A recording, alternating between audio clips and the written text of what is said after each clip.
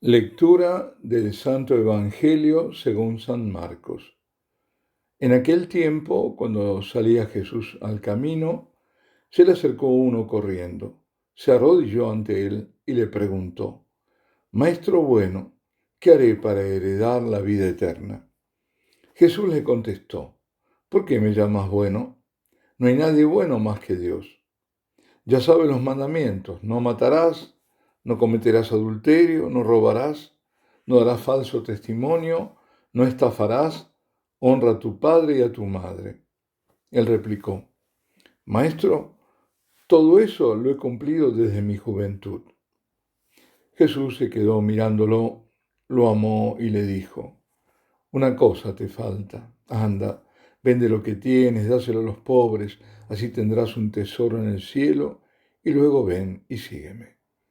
A estas palabras él frunció el ceño y se marchó triste porque era muy rico.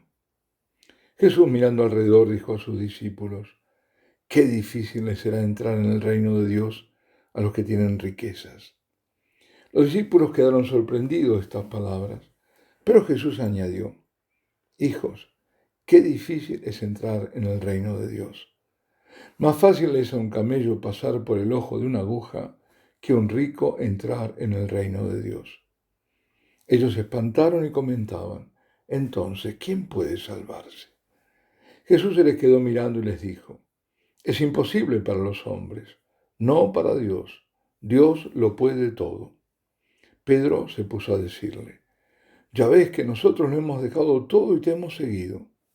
Jesús dijo: En verdad os digo que no hay nadie que haya dejado casa o hermanos o hermanas, o madre o padre o hijos o tierras, por mí y por el Evangelio, que no reciba ahora en este tiempo 100 veces más, casas y hermanos y hermanas y madres e hijos y tierras, con persecuciones, y en la edad futura vida eterna. Palabra del Señor. ¿Qué haré para heredar la vida eterna? Esa es la pregunta del hombre rico a Jesús. Detrás de esa pregunta vislumbramos un deseo de perfección, de mayor santidad, puesto que al señalarle el Señor los mandamientos como la vía a la santidad, dice que todo eso lo cumple desde muy joven.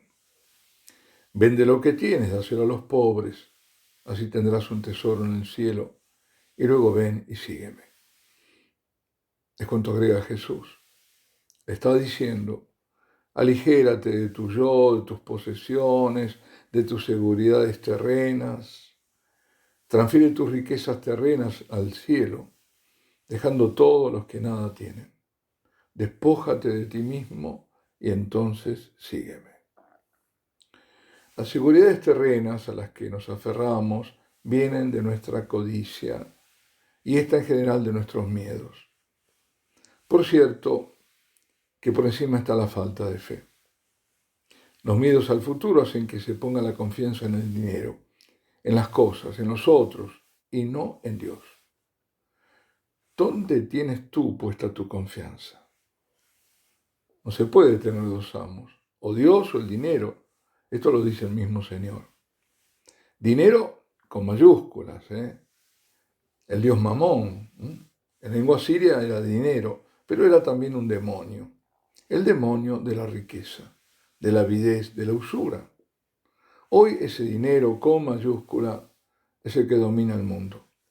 El poder financiero de las bancas, que trabajan para un solo gobierno mundial y que domina la política, la cultura, la educación, la diversión, los deportes, la moda, los mass media, es decir, los medios masivos de comunicación, de información, las empresas, las grandes corporaciones, todo. Son los que imponen a los gobiernos sus políticas. Ejemplo, lo hemos visto: el aborto, políticas para despoblación, ¿no? Y cuánta agenda ande por ahí. Más aún, no solo les imponen a los gobiernos, sino que imponen gobiernos sin que nadie los haya votado. Ya no les importa más hacer uso de una farsa democrática. La gente va a votar creyendo que ejerce un poder que no tiene. Manda el dinero. Cuando una sociedad pierde sus valores, sus virtudes, porque ha perdido su fe en su único Salvador, se aferra al dinero y termina idolatrándolo. Por eso no hay compatibilidad, y no la puede haber, claro, posible entre Dios, su misericordia, su amor, su salvación y el dinero. Y hablo del dinero que manda en el mundo, no el medio que necesitamos para el intercambio y para el ahorro, no, el otro, el gran dinero que compra voluntades, corrompe, esclaviza, desprecia a las personas, hunde naciones, provoca guerras, se vale de epidemias, solo le importa el lucro y el poder. Spengler decía que algunos van al poder para el botín y otros al botín para el poder. Pues este dinero, este mamón que se opone a Dios, tiene el botín y el poder, lo tiene todo. En tiempos de crisis como los actuales y los que amenazan venir y vendrán de todo tipo, porque son provocadas estas crisis, y para quienes han construido sus vidas solo sobre valores materiales, cundirá la desesperación.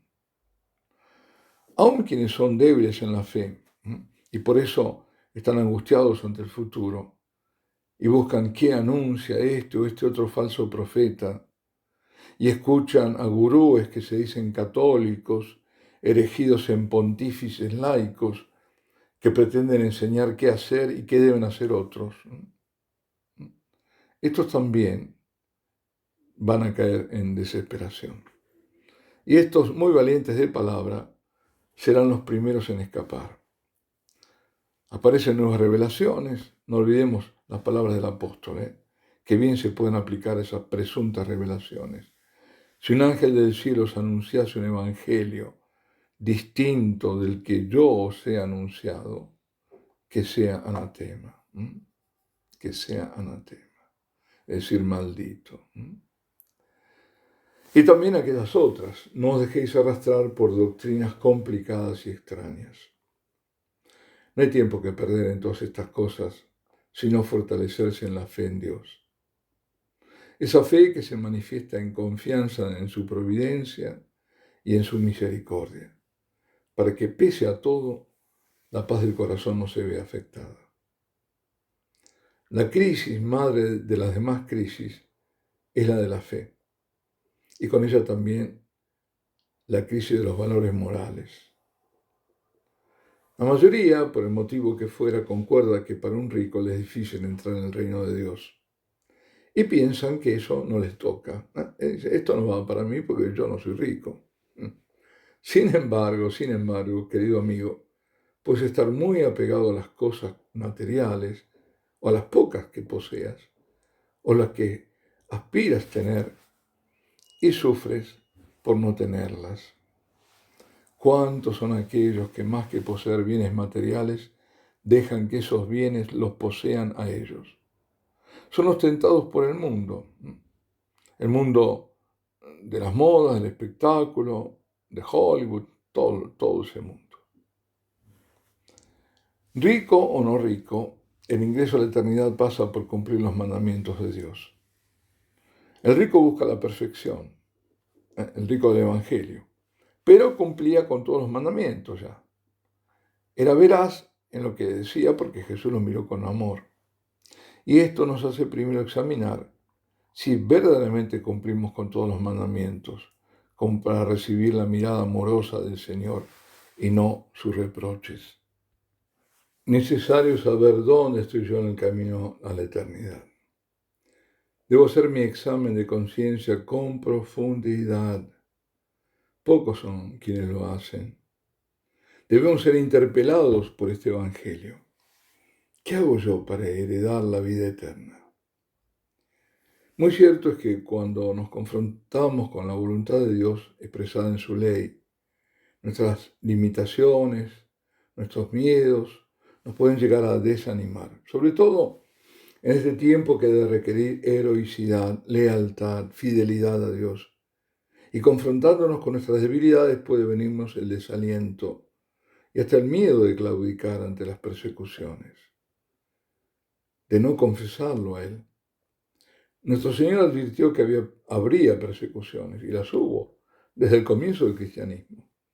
Es una impronta del cristianismo y del cristiano ser perseguido por el mundo y por el maligno.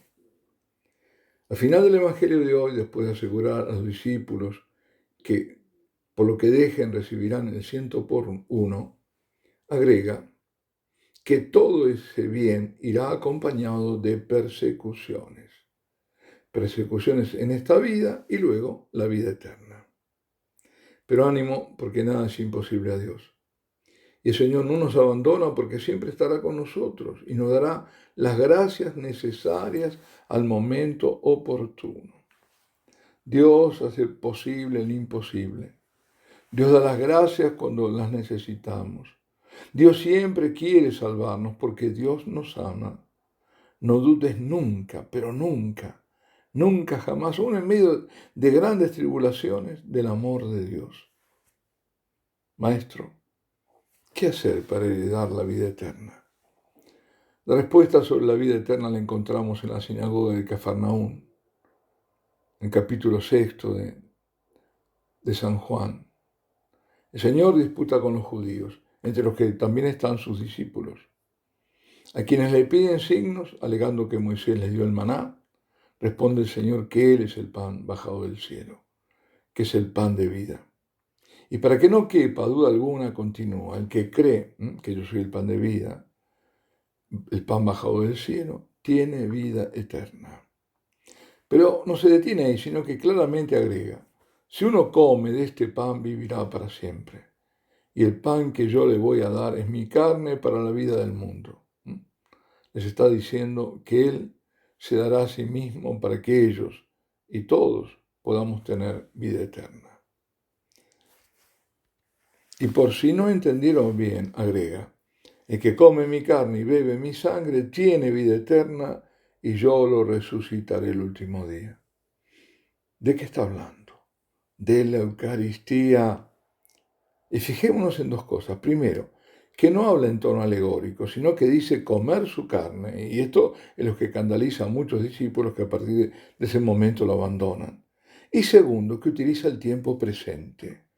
El que come su carne y bebe su sangre tiene ahora la vida eterna. No es una promesa al futuro, sino que quien come su carne tiene ya la vida eterna. Bueno, ¿qué podemos decir de todo esto? Que nos habla de la fe en el único Salvador, que dará su vida para que el mundo se salve. Se salva quien cree en Jesucristo, y la vida eterna viene de ese comer su carne, que evidentemente es entrar en comunión íntima, eucarística, con el Señor. La vida eterna viene de la Eucaristía. Esa vida eterna se da ya aquí. ¿Cómo lo sabemos? Por la fe. La fe que desvela, o sea, quita los velos eucarísticos del pan y del vino consagrados para dejar al descubierto la realidad de Jesucristo presente, vivo y glorioso entre nosotros.